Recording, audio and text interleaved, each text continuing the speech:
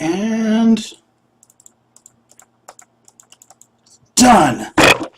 Now I have the Georgia abortion law explained and updated. Maybe now I can focus on the true nightmare of Christianity. Hey kids, it's time for Salty Songs for Lil Praisers. Hey!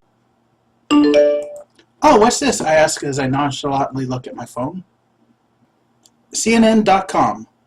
Alabama has passed the nation's most restrictive abortion policy. File uploaded. Mother! So gender is just a social construct, and believing in God is a crutch. When you mix them together and give them a whirl, what do you got? Atheist T-Girl! Hello everyone, it's Atheist T-Girl, also known as Alanis. I'm here to talk about Alabama. Last Thursday, I got the notification that Alabama jumped on the let's see if we can make The Handmaid's Tale a true story train. So as with Georgia, I decided I'm going to review this bill, and then I'm going to compare it to Georgia. Here's a link for what I did with Georgia if you want to see the video. And here's a link to the official PDF of the law. So let's get into this. The first thing you should notice is Alabama does not integrate the law with text from current law. So without looking up the current law, it's not easy to compare what it says to what it used to say. But we'll try our best. Synopsis. The first part of this bill is a synopsis of what the bill is intending to do.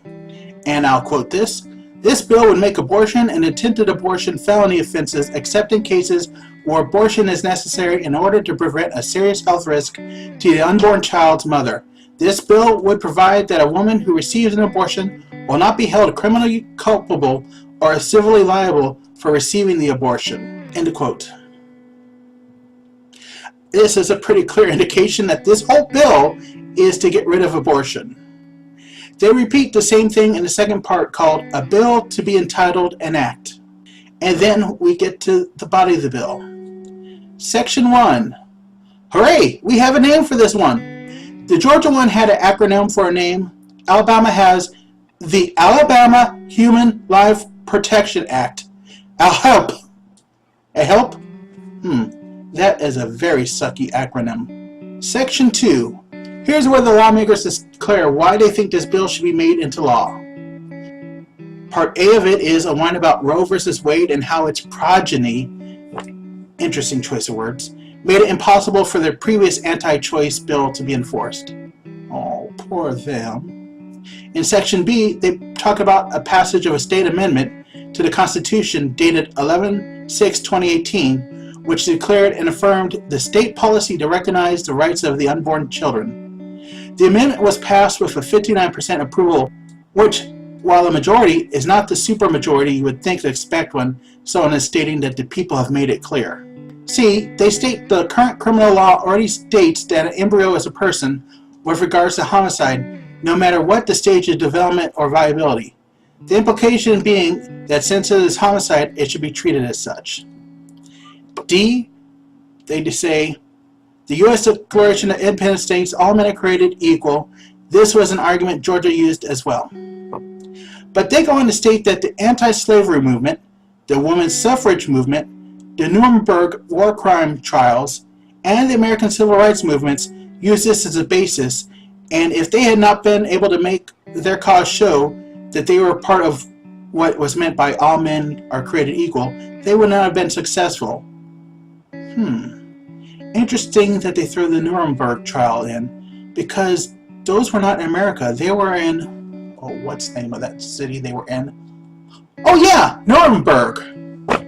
And they were not under American law. And the key point of the Nuremberg trial was not to determine whether Jewish people were people, but whether a soldier should obey a command that they know is wrong. I wonder why they bring it here. Let me look a couple sections ahead. Holy shit! We're going to have fun in a couple sections. E. Abortion advocates are heartless bastards that ignore the medical science has increasingly recognized the humanity of the unborn child. I am not aware of pro-choice argument that states that embryos isn't human, just as your heart and your liver are human. And they don't quite call you heartless bastards, but it could be read as such. Section F could be summed up as, look, Ma, how early we can find a heartbeat. Section G can be, look, we have ultrasound pictures. Section H, they quote from a book that they developed to help prove that embryos are developing human beings. And again, that's not the argument most pro-choice people make. They do believe that the embryo is human, but it does not override the rights of the person who is pregnant. Number I, here's a holy shit moment. Quote, it is estimated that 6 million Jewish people were murdered in German concentration camps during World War II. 3 million people were executed by Joseph Stalin's regime in Soviet gulags. 2,500,000 people were murdered by the Chinese Great Leap Forward in 1958. 1,500,000 to 3 million people were murdered by the Khmer Rouge in Cambodia during the 1970s, and approximately 1 million people were murdered during the Rwanda genocide in 1994.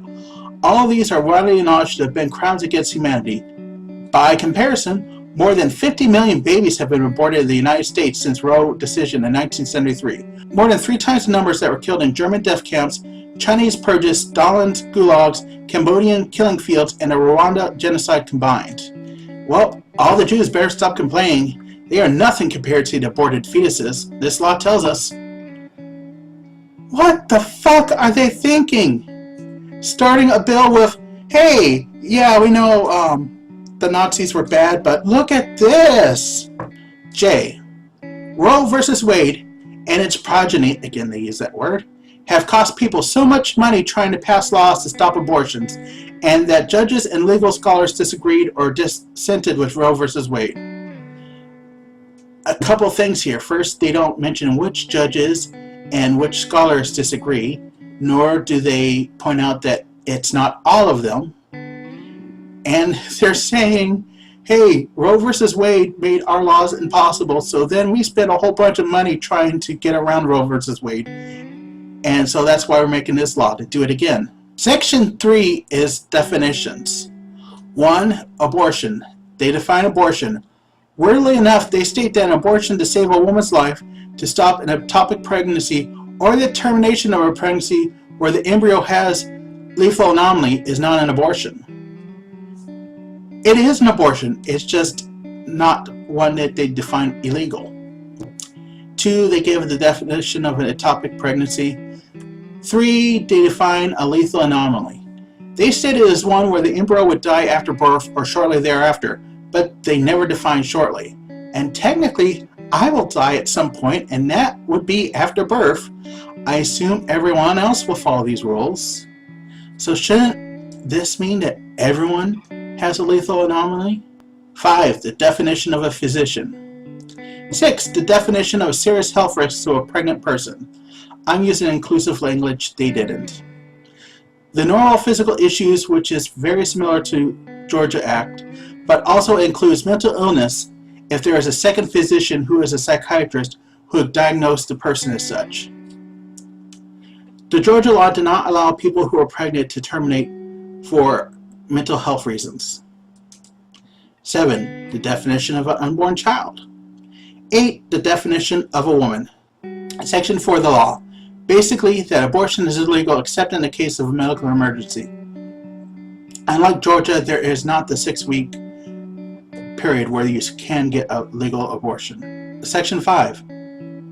A provision that states a woman will not be held criminally or civilly liable for the abortion, and that the doctors who do one, for one of the few exceptions they allow, shall not be either. Section 6. Stating that to perform an abortion is a Class A felony and attempting one is a Class C felony. This would mean for the Class A felony, a sentence is between 10 and 99 years, and a Class C felony is 1 to 10 years. Section 7. Another statement affirming that if a physician is performing the abortion for one of the few defined exceptions, they are not in violation of the Act. Section 8. That if there are laws in Alabama law that conflict this Act takes precedence. and that if this law is overturned by court or put on hold, then previous laws apply. Section 9. A piece of housekeeping regarding the amendment that requires local spending to be increased for bills and why this bill is an exception to it. And Section 10, saying this bill will take effect 6 months after the governor's signature. So, it's a lot shorter than the Georgia bill and a lot easier to read, but let's compare the two of them. Allows prosecution of pregnant people. Georgia, yes you can. Alabama, no. Allows abortion for mental health. Georgia, no. Alabama, yes. Allows for abortion for rape or incest. Yes, with an asterisk in Georgia. No in Alabama. The asterisk in Georgia is that you have to report that rape or incest to the police. Allows some grace period for abortion. Yes for Georgia, no for Alabama. Very ugly feature of the bills. In Georgia, you can't go out of state to get an abortion because you still could be prosecuted. In Alabama, no abortions for anyone. So in the end, which of these two is worst? Well, you compare one to the other and you realize they are both fucking terrible and neither one is good. Trying to state which one is the worst would be like trying to ask if it's better if your leg was torn off or your arm. Different people are going to have different answers. It would be like asking if you'd rather be murdered by Freddy or Jason. Both are fucking ugly bills and both deserve to die in fire. In case I'm not clear enough, the legislators who have passed this should be unelected. They should be ostracized from their states. They should live very ugly, painful lives. Because they are putting women in danger. They are putting physicians in danger. They are going to cause less physicians to come to their states. They are going to kill people. And neither one of these is a good law. And both need to be repealed, and a public apology needs to be given to the people in those states. I am effing tired of this.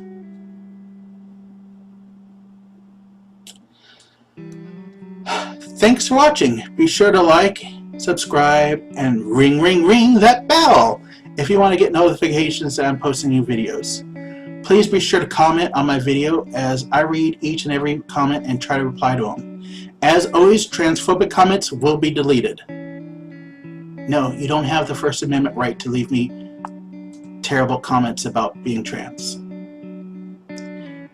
You can find me online at Twitter at atheist_T_girl.